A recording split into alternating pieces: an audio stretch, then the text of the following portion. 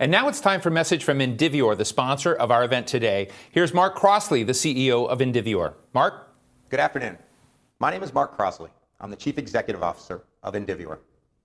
I'm grateful to take part in such an important conversation about the impact of COVID-19 on the opioid epidemic. Most of us have never lived through such a challenging time. It can be difficult to quantify the increased stress of social isolation and economic dislocation caused by the pandemic.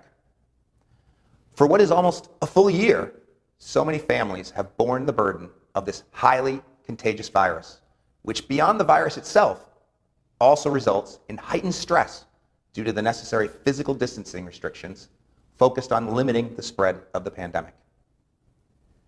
Researchers suggest the effects are even more harmful to those grappling with substance use disorders.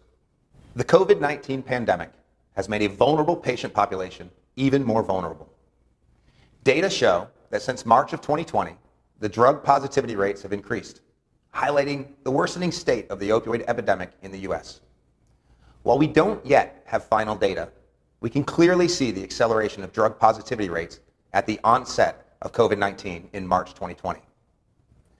Additional disruptions driven by the pandemic, unemployment, depression, and poverty are also common triggers of opioid use and relapse, yet another way in which the impact of the pandemic has further fueled the opioid epidemic. According to the Centers for Disease Control and Prevention, drug overdose deaths reached a record high in 2020. More than 83,000 overdose deaths were recorded, a 21% increase over the previous year. Even before the onset of the pandemic, opioid misuse had been a major public health concern. In 2019, over 10 million people aged 12 and older misused opioids in the United States, the majority of whom misused prescription pain relievers. Despite the prevalence of substance use disorder, including opioid misuse, and the existence of effective treatments, including medically assisted treatment, most people who need treatment do not seek or receive it. According to the 2019 National Survey on Drug Use and Health, of the estimated 20.4 million Americans aged 12 or older needing treatment for a substance use disorder, only 2.1 million people, or 10%, received any kind of treatment. This disparity is known as a treatment gap. In some cases, treatment capacity is simply not available, and in others, people do not fully acknowledge their need for treatment. This means that about 9 out of 10 people suffering from substance use disorder, our family, friends, and neighbors, are not receiving treatment.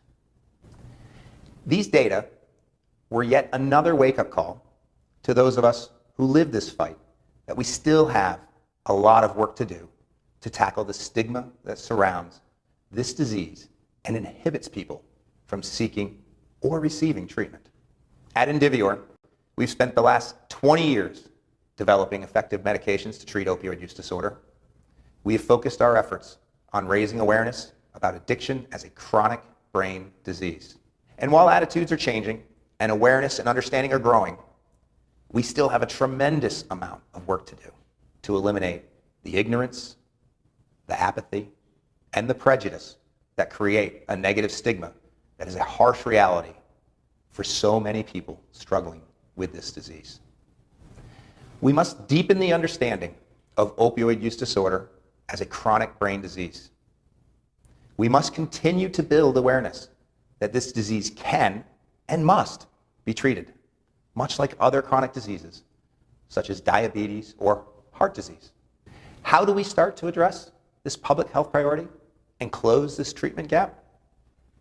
Similar to previous health crises the U.S. has faced in the past, our policy response to the opioid epidemic should seek to normalize treatment and categorize addiction like any other chronic medical condition. This normalization of the disease is a crucial first step from which we should then transform access to treatment, resource it, and be strategic about where it's needed most. Dr. Nora Volkow, director of the National Institute on Drug Abuse, says the research shows combating stigma is a vital step.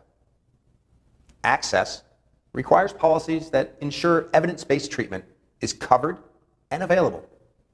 There should be no prior authorization requirements or other barriers to treatment.